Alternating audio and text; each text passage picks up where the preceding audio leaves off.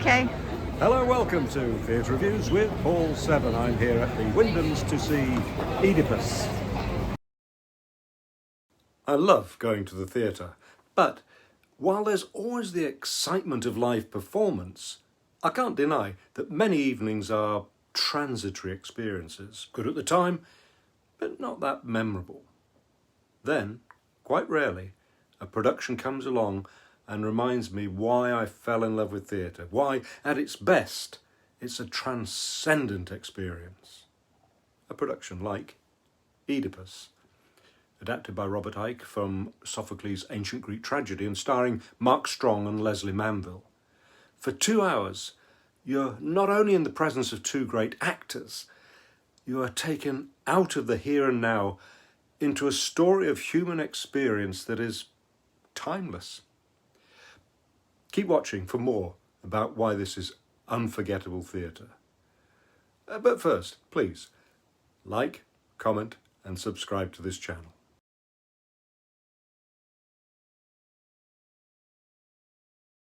First, let's pay tribute to Sophocles, born over 2,500 years ago and possibly the greatest playwright of all time. He wrote around 120 plays, and of the 7 which survive, Oedipus, or Oedipus the King, is considered to be his finest. Sophocles shows us that tragedy lies not in our being the victim of a situation, but in the consequences of how we act. Now, it'll come as no surprise to you that the circumstances here are that, unbeknownst to him, Oedipus has killed his father and married his mother. And if we didn't know, early on in the play, he meets a young man who can foresee the future. Tiresias, played by Samuel Brewer as someone frightened by his knowledge and reluctant to impart it. Oedipus, seeker of truth, insists, so Tiresias tells him that he will discover he's the killer of his father and the lover of his mother. He laughs it off because his father's ill in hospital, not dead, and his elderly mother is close by, and most definitely not his wife.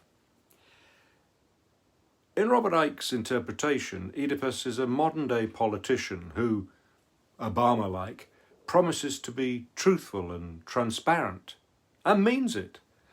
We meet him on election night and await his almost certain victory in real time as a clock counts down the seconds to the result. This is unbearably tense, as the time is just a little less than the length of the play, which runs without an interval and which we're pretty sure will end badly. At the very beginning, in the modern world of conspiracy theories, Oedipus makes 2 rash decisions, rash in his team's opinion. As there are doubts about his immigrant origins, he will release his birth certificate. Further shades of Obama. And secondly, because there are rumours about the circumstances in which the last proper ruler, King Laius, who was also his wife's former husband, died 30 years earlier, he'll conduct a public investigation. These decisions set us off on the road to the inevitable conclusion. Everything takes place in one indoor location, the election campaign headquarters. Initially, as well as being a workplace, it's a place where the family can live. Hildegard Bechtler's shiny white set suggests both the modern office and the temporariness of life, which is an ongoing theme of the play. And as time ticks away, so the furnishings are gradually removed. The cast convey the drama to perfection, but it's the eroticism of the relationship between Oedipus and his wife that sears into the brain. Oedipus's mother has something important to tell him. We suspect what this will be, but he keeps putting her off. She's played by June Watson as a world-weary but steely old woman. Meanwhile, we get hints of the political intrigue when we meet Oedipus's close advisor Creon, his brother-in-law, played with a certain shiftiness and exasperation by Michael Gould. Oedipus doesn't quite trust him, partly because Tiresias has predicted Creon will become the leader, and partly because, unlike him, Creon sees the dangers of transparency. Most importantly, we meet Oedipus's wife Jocasta, older than him and whom he clearly loves. It's a love that dominates the play. Love, says Oedipus, is the only thing that matters in the end. And even after all their years of marriage, they still desire each other. Like their characters, Mark Strong and Lesley Manville are a match made in heaven. They're tactile, they're warm, they're honest, they are at ease with each other. And you can feel the eroticism. Your heart bursts with the knowledge of what is to come that will shatter this story. Then there's the rest of the family, the children. They love one another. They may bicker, but they are relaxed together. Now, some of us may know that in other plays by Sophocles, the consequences of tonight will play out in further tragedy, including Antigone, which features Oedipus's daughter, and is currently playing in a hardly recognisable modern version called The Other Place at the National Theatre. It seems we can't get enough of Sophocles. There's even another version of Oedipus coming to the Old Vic in the new year, featuring Rami Malek and Indira Varma.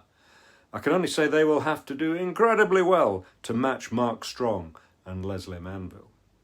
When they're on stage, you know you're in the presence of greatness. Mark Strong carries himself with the confidence, strength and arrogance of a leader, upright with jutting jaw, but he's also able to show a full range of emotions from fear to temper to tenderness. Lesley Manville is a sparkling foil to Oedipus. She laughs, she's sexy, she's protective. And when she talks of getting pregnant at 13 and having the baby taken away, it's a pin drop moment of the deepest emotion. And of course, made all the worse because we know who that baby is. And she tries to persuade him to leave well alone.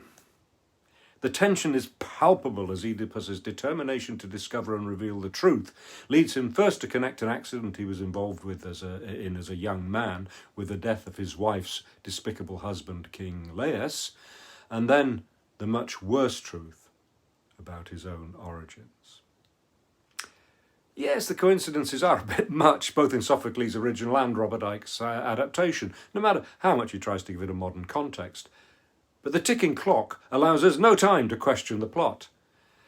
We may not be cursed by the ancient Greek gods, but this play tells us we are all trapped by circumstances beyond our control, from birth to death.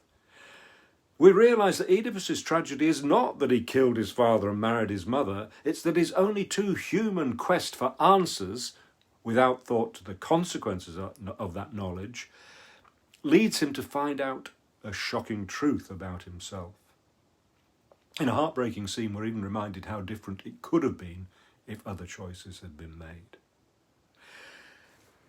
It all comes back to being human, which I think is the heart of theatre because of its human scale. There's a scene between Creon and Antigone in which they discuss a riddle. That is, in fact, the riddle of the Sphinx, the one which Oedipus solved and which made him a hero. The answer to the riddle is significantly a human being. As Oedipus's mother says about life, it was a struggle to get here, a struggle to be here. What can it be but a struggle to leave? Sophocles recognised the nature of the human condition, and Robert Icke, as adapter and director, has laid it out again for us, magnificently. I give Oedipus at the Wyndhams 5 stars. I hope you enjoyed this review, or at least found it useful, and if you did, well, like, comment, and please subscribe to this channel, then you'll be the first to know about my future reviews. You can also read my reviews at theatre.reviews, where I also round up other critics' reviews of the latest shows. And you can follow me on social media. Thank you for watching.